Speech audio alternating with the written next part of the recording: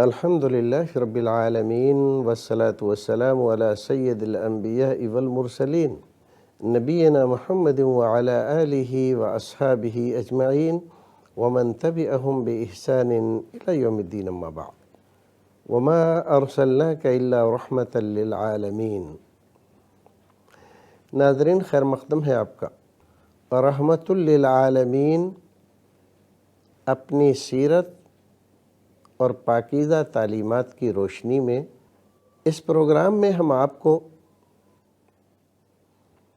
رسول اکرم صلی اللہ علیہ وسلم کی رحمت للعالمینی اور آپ کی پاکیزہ تعلیمات، وہ تعلیمات جو تمام جہانوں کے لیے امن و سلامتی، راحت اور سکون، اور تمام انسانوں کے لیے، تمام جانداروں کے لیے، تمام جہانوں کے لیے سراپا رحمت، سکون اور سلامتی کا باعث ہے۔ اس پروگرام میں ہم آپ کو جہاں یہ بتلائیں گے کہ رسول رحمت صلی اللہ علیہ وسلم نے اپنی پاکیزہ سیرت میں، پاکیزہ زندگی میں دنیا کی ضلالت و گمراہیوں کو کس اعتبار سے دیکھا، اور پھر کتنی سچائی کے ساتھ، ہمدردی کے ساتھ، حوصلہ مندی کے ساتھ، بے سر و سامانی کے باوجود کتنے پیار بھرے اور خیر خواہی کے انداز میں انسانیت کی رہنمائی فرمائی اور انسانوں کو ضلالت و گمراہی سے نکال کر، ظلم و زیادتی سے نکال کر، آپس کی نفرتوں اور عداوتوں سے نکال کر عدل و انصاف کی شاہراہ پر گامزن کیا، میل محبت اتنا بڑھایا کہ شیر و شکر کر دیا، اور ضلالت اور گمراہیوں کی تاریکیوں کو اپنی نورانی تعلیمات سے ہمیشہ کے لیے ختم کر دیا۔ ہم چاہیں گے کہ آپ اس پروگرام کو اس انداز سے دیکھیں کہ ہمارے رسول اس دنیا میں کیا لے کر آئے تھے، انسانیت کو آپ نے کیا دیا، اور انسانیت کو کیا دے کر آپ گئے، اور اس کی روشنی میں پھر یہ دیکھیں کہ آج مسلمان کیا کر رہا ہے، اور ہمارے بعض نادان غیر مسلم بھائی ظلم و زیادتی اور ناانصافی کی انتہا کرتے ہوئے کس طرح اس پاکیزہ رسول اور اس کی پاکیزہ تعلیمات کے ساتھ ظلم و ناانصافی اور اتیاچار کا برتاؤ کر رہے ہیں۔ ہمیں ان سے زیادہ شکایت نہیں ہے۔ جب زمانے میں ظلم و زیادتی کی ہوائیں چلنے لگتی ہیں تو بڑے بڑے لوگوں کے مزاج بگڑ جاتے ہیں، اور جب بڑی طاقتیں کسی سازش کے تحت کسی معصوم، مظلوم، بے قصور کو ظالم اور اتیاچاری ثابت کرنے پر تل جائیں تو زمانے کے موجود وسائل اپنے آپ وہی کہنے لگتے ہیں جو یہ ظالم اور بے انصاف لوگ کہلوانا چاہتے ہیں۔ ہمیں ان کا زیادہ شکوہ نہیں ہے، شکوہ ہمیں اپنے لوگوں سے ہے، ان لوگوں سے ہے جو رحمت للعالمین کو جانتے ہیں، مانتے ہیں، کلمہ پڑھتے ہیں، محبت کا دعویٰ کرتے ہیں۔ اگر یہ حضرات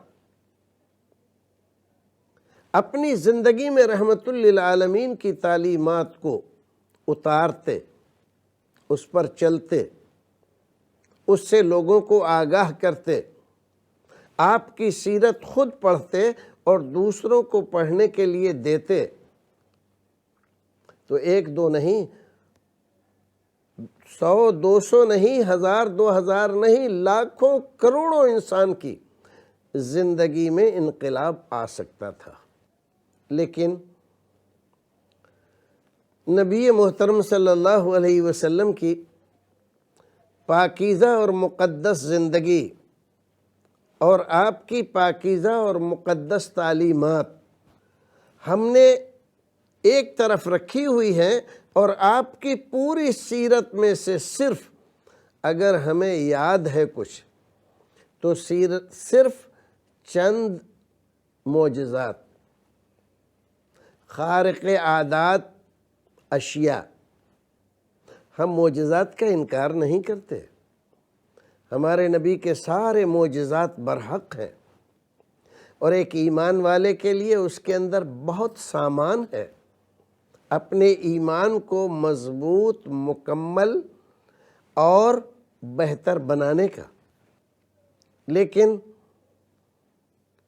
گلہ ہے اگر، شکوہ ہے اگر، تو صرف اس بات کا کہ رحمت للعالمین کا لقب رکھنے والے نبی کی امت نے آپ کی رحمت للعالمین کا بیان نہ عمل سے کیا، نہ کردار سے کیا، نہ زبان سے کیا، نہ قلم سے کیا، اور نہ ہمارے سماج اور ہماری زندگیوں میں اس کا کوئی اثر نظر آیا۔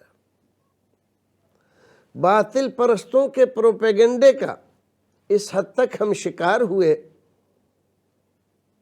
کہ اپنے نبی محترم کی پاکیزہ زندگی کو چھپا کر صرف معجزات کے اظہار پر مطمئن ہو گئے، اور یہ ہمارا بہت بڑا قصور تھا، کوتاہی تھی، غلطی تھی، اور ہمیں اس کو تسلیم کرنا چاہیے۔ رسول اکرم صلی اللہ علیہ وسلم کو جن لوگوں کے درمیان بھیجا گیا تھا اور جن کے درمیان رسول اکرم نے زندگی کے ایام گزارے تھے، 4 قسم کے لوگ تھے۔ سب سے پہلے وہ تھے جو مشرکین مکہ و کفار مکہ کہلاتے تھے۔ دوسرا گروہ وہ تھا جو مسلمین اور مومنین کے پاکیزہ اور مقدس لقب سے ملقب تھے، اور تیسرا گروہ وہ تھا جو منافقین کا تھا، اور چوتھا گروہ وہ تھا جو یہود و نصارہ پر مشتمل تھا۔ کفار مکہ اور مشرکین مکہ کی مخالفت سمجھ میں آتی ہے۔ وہ جانتے تھے کہ جو پیغام یہ نبی دے رہا ہے اس سے ہمارے موجودہ سارے نظام کو صرف نقصان نہیں، یہ جڑ سے ہی ختم ہو جائے گا۔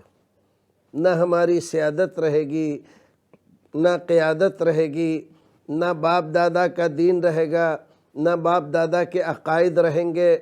اور عرب میں مکہ کے متولی ہونے کی حیثیت سے جو ہمارا وقار ہے، جو ہماری عزت ہے، وہ تو سراسر ضائع ہو جائے گی۔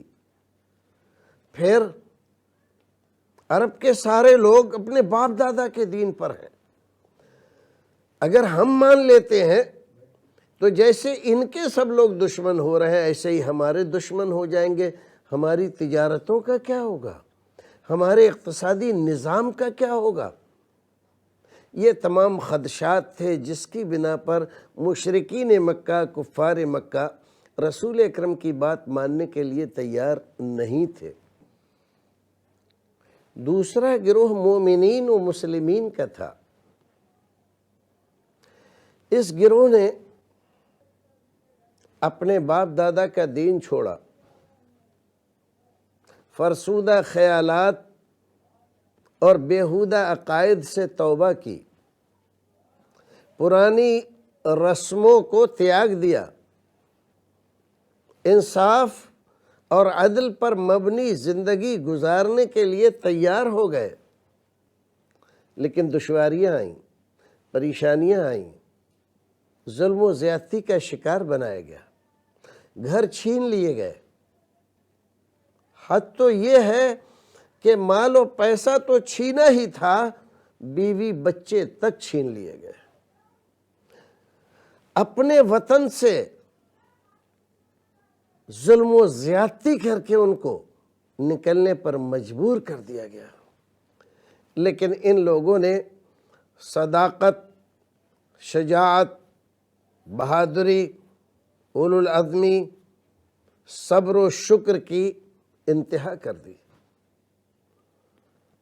اس قدر اعلیٰ معیار کی زندگی گزاری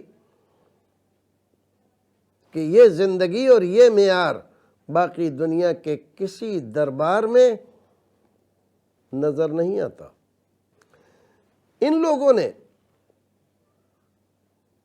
ہمارے لیے، دنیا کے لیے، کائنات کے لیے، رہتی دنیا تک کے لیے رسول اکرم صلی اللہ علیہ وسلم کے دن، رات، صبح، شام، جاڑا، گرمی، برسات، لڑائی، جنگ، امن، غرض یہ کہ کوئی چیز ایسی نہیں تھی جو محفوظ نہ کی ہو۔ آپ نے عقیدہ کیسا رکھنے کا حکم دیا، آپس کے میل ملاپ کے بارے میں کیا فرمایا، پیار، محبت اور بھائی چارے کا حکم کس انداز سے دیا، تجارتیں کیسے کیں، خرید و فروخت کے احکام کیا بیان فرمائے، ماں باپ کا احترام کس قدر بتایا، بڑوں کی عزت و چھوٹوں پر شفقت کرنے کی تعلیمات کیا بیان فرمائیں۔ غرض یہ ہے کہ اللہ سے لے کر بندوں تک اور کاروبار سے لے کر اعمال و کردار اور معاملات تک تمام تعلیمات کی کمنٹری اس طرح سے اور اس قدر گہرائی کے ساتھ سوچ کر سمجھ کر محفوظ رکھی کہ دنیا میں کوئی دوسری مثال ایسی نہیں ملتی۔ صرف اتنا نہیں کہ انہوں نے زبانی طور پر ان چیزوں کو یاد رکھا، ذہنی طور پر ان چیزوں کو محفوظ رکھا، نہیں، یہ ساری چیزیں ان کی زندگی میں رچ بس گئیں۔ وہ سوتے تھے تو آپ کے فرامین کی روشنی میں، جاگتے تھے تو فرامین کی بنیاد پر، چلتے تھے، کاروبار کرتے تھے، لوگوں سے ملتے تھے، تو رسول اکرم صلی اللہ علیہ وسلم کی تعلیمات ان تمام کی بنیاد ہوتی تھی۔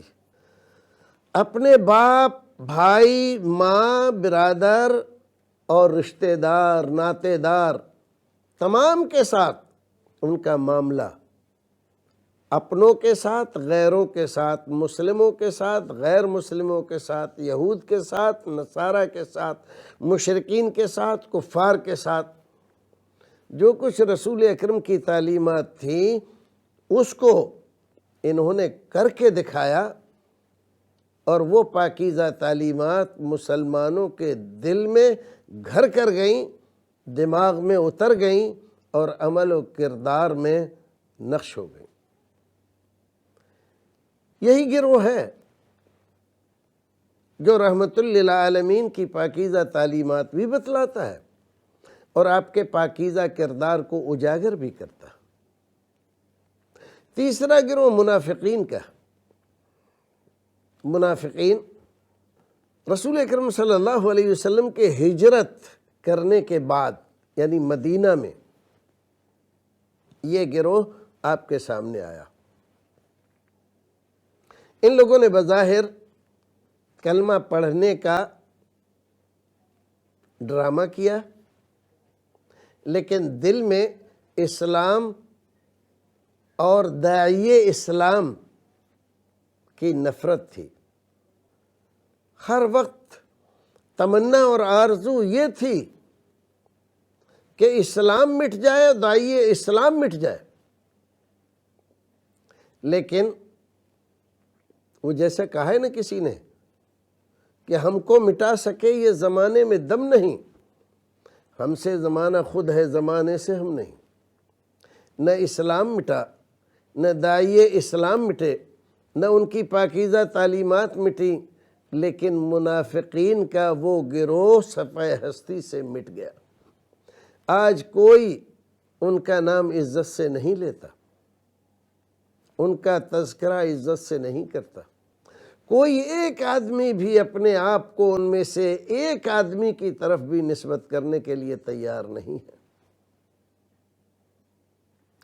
رہی بات یہود و نصارہ کی، باوجود اس کے کہ آپ کے ظہور سے پہلے، تشریف لانے سے پہلے دعائیں کرتے تھے، تمنائیں اور آرزویں کرتے تھے، مکہ اور آس پاس کے مشرکین و کفار کے مقابلے میں اپنی فتح مندی کے تذکرے کرتے تھے کہ جب آخری رسول آئے گا تو ہم اس کے ساتھ مل کر تم سے لڑیں گے اور ایسا تمہیں شکست دیں گے، ایسا تمہیں ماریں گے کہ تمہاری 7 پشتیں یاد کریں گی۔ لیکن بے انصافی، ظلم و زیادتی اور حد ہو گئی کہ یہ ساری باتیں کل تک کہتے تھے، آج سب کچھ بھول کر آپ کی مخالفت پر آمادہ۔ اس لیے نہیں کہ وہ پہچانتے نہیں تھے آپ کو جانتے تھے۔ قرآن نے گواہی دی، یعرفون کما یعرفون ابناءہم، ایسا نہیں ہے کہ انہوں نے آپ کو جانا نہیں ہے، پہچانا نہیں ہے، یہ آپ کو ایسے جانتے ہیں کہ آپ آخری رسول، سچے رسول، اور وہ رسول جس کی پیشن گوئی ہمارے نبیوں نے کی ہے، علامتیں بتائی ہیں، نشانیاں بتائی ہیں، وہی رسول ہیں آپ۔ ایسے پہچانتے ہیں جیسے اپنے بیٹوں کو پہچانتے ہیں، لیکن نا انصافی کا کوئی علاج نہیں ہے، ظلم و جور کا کوئی علاج نہیں ہے۔ جھوٹ پر اگر کوئی آدمی کمر باندھ لے تو اس سے کوئی اچھی توقع نہیں کی جا سکتی۔ یہ 4 گروہ اور اس کے درمیان رحمت للعالمین کا ظہور اور زندگی کے 63 سال نہایت تنگی، ترشی، پریشانی اور نہایت اعلیٰ قیادت، سیادت، سپاہگری، ان تمام ایک سے دوسری صفت میل نہیں کھاتی، لیکن رحمت للعالمین کی سیرت میں یہ سارے رنگ ایک سے بڑھ کر ایک نظر آتا ہے۔ داد و دہش میں دشمن گواہی دیں کہ اس سے بڑا کوئی سخی نہیں، اور غربت کا عالم یہ ہے کہ جب غزوہ خندق کے موقع پر صحابہ کرام نے اپنے پیٹ سے کرتا اٹھا کر رسول رحمت کو دکھایا کہ اللہ کے رسول کھانے کو کچھ نہیں ملا ہے، حالت بہت خراب ہے، تو جواب زبان سے نہیں دیا، رسول رحمت نے اپنے بطن مبارک سے اپنا پیراہن مبارک اٹھایا اور جانثاروں کو دکھایا، تو جانثاروں نے دیکھا کہ 2 پتھر بندھے ہوئے ہیں۔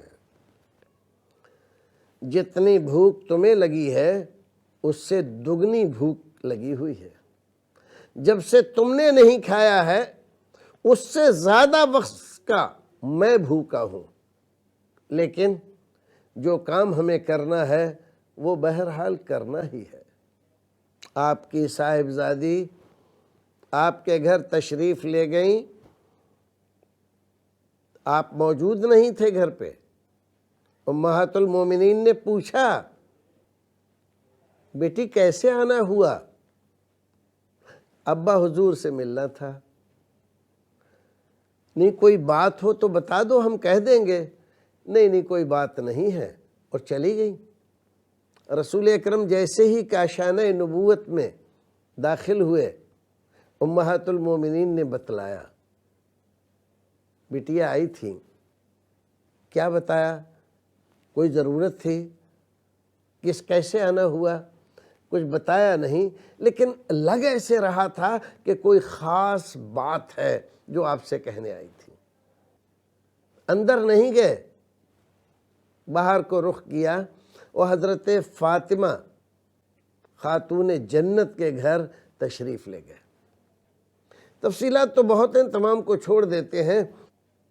رسول اکرم صلی اللہ علیہ وسلم گھر پہنچے تو خاتون جنت اٹھ کر کھڑی ہو گئیں۔